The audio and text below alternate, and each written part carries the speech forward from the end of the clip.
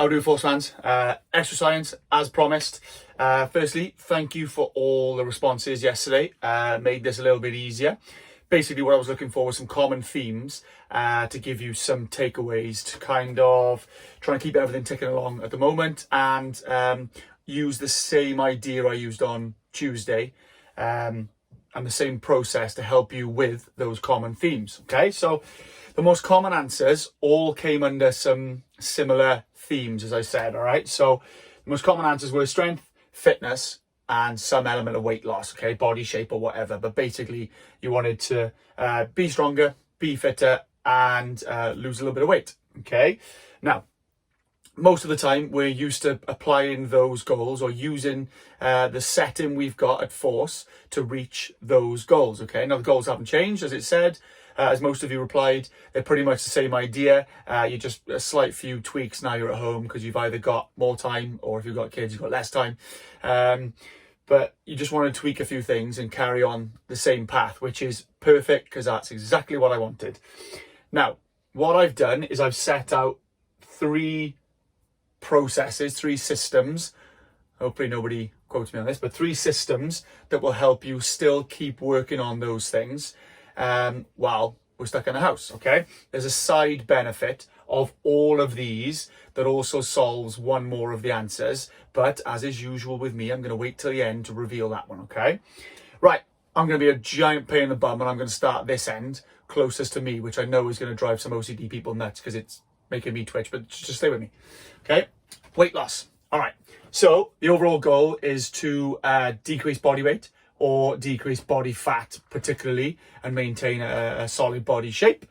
So that's the top end, that's the goal, like we always talked about in the last video. Then what do we have to do? What are we required to do to achieve that goal? Well, we need to expend more energy and eat less energy. Okay, we need more out, less in. Okay, Toff's golden number one rule. No, number one golden rule. There, done, got it. Is you need to burn more energy than you eat, or you need to eat less energy than you burn. Okay, so that's what you need to do.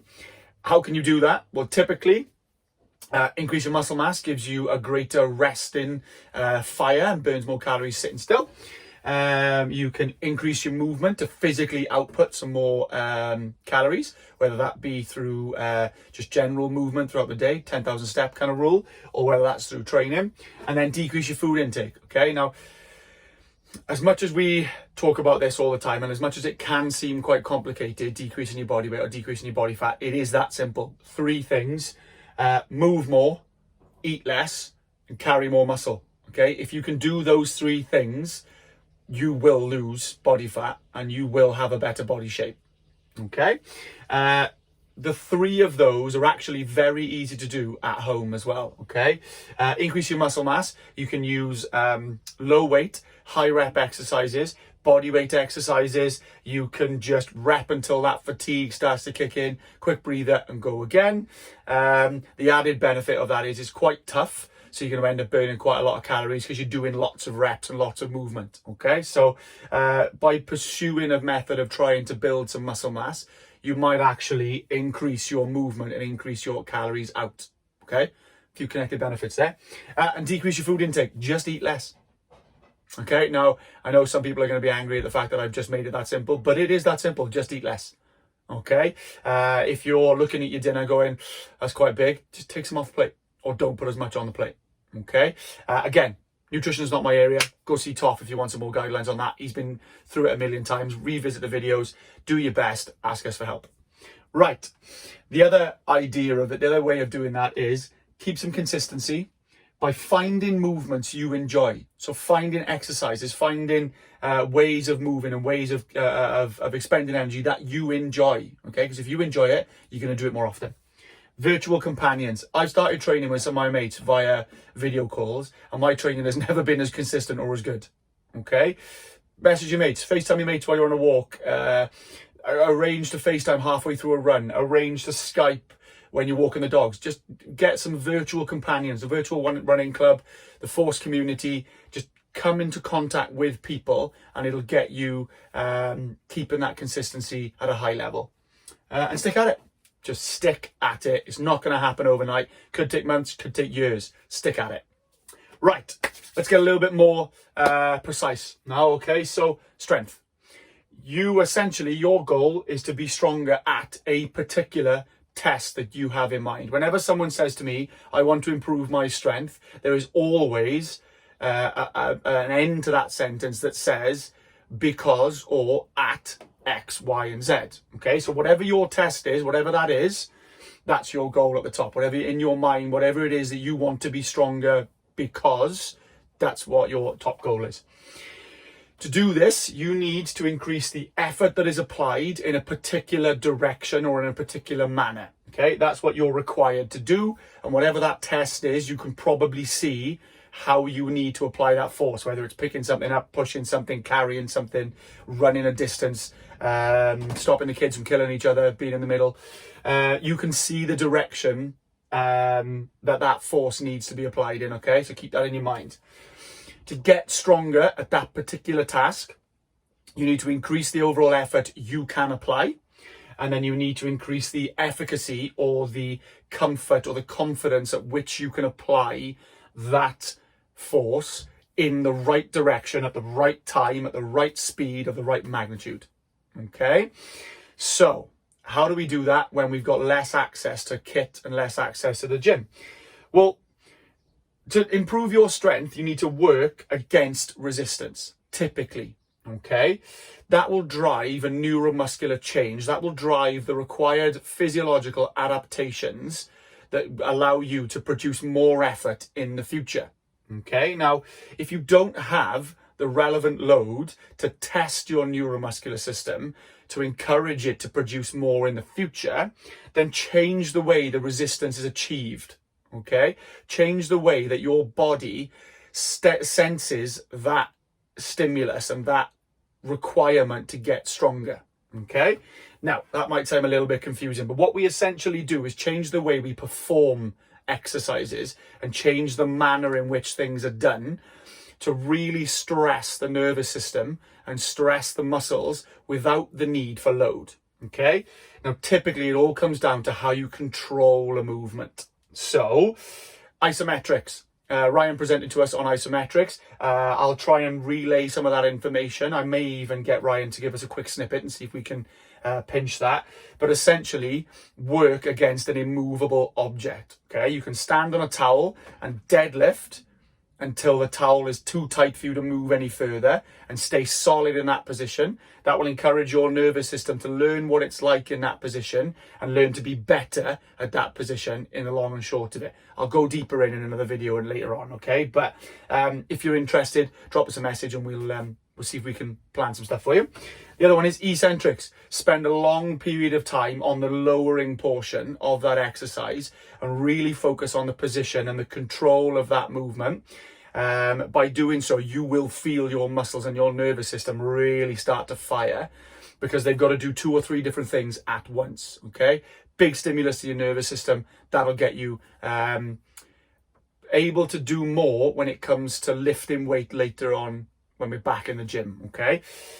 Pauses gets you better at a position, take some elastic out of the system, and means that you have to apply all muscular force, all neuromuscular tension to move out of the position, okay? Pause at the bottom of a lift, couple of seconds, go again.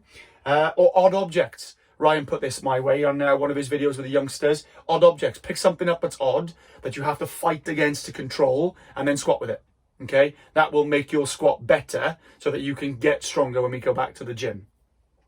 A lot of this, while you're at home, won't be so much about improving your strength now, but it'll be about making you a better athlete, ready to improve your strength more quickly when we go back to the gym, okay?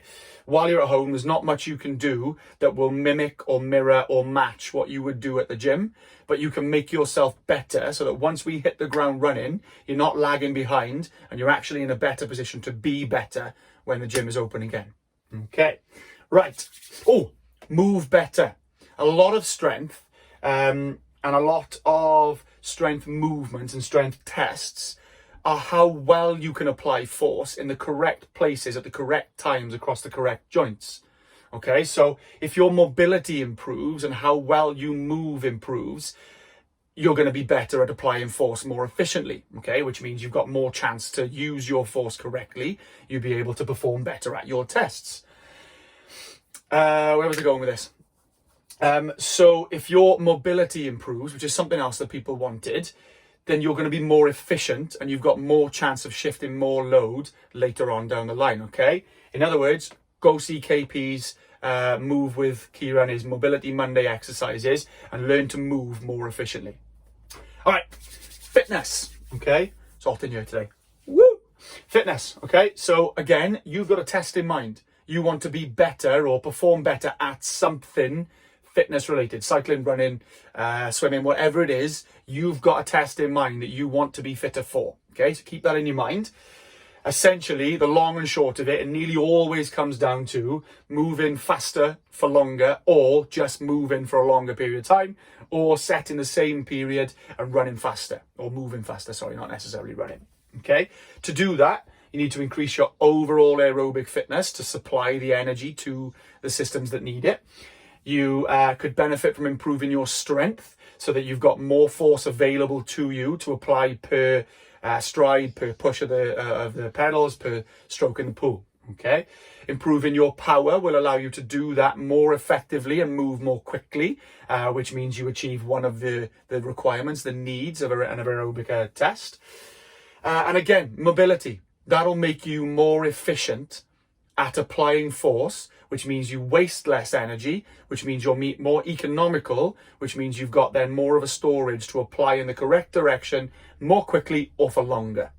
Okay, so endurance athletes can still benefit from being stronger, being more powerful and moving better, but they also still need that aerobic engine to actually complete the event. All right, how can you do that at home? Well, slowly increase the distance or the speed. Now, slowly. Take your time. It's not going to happen overnight.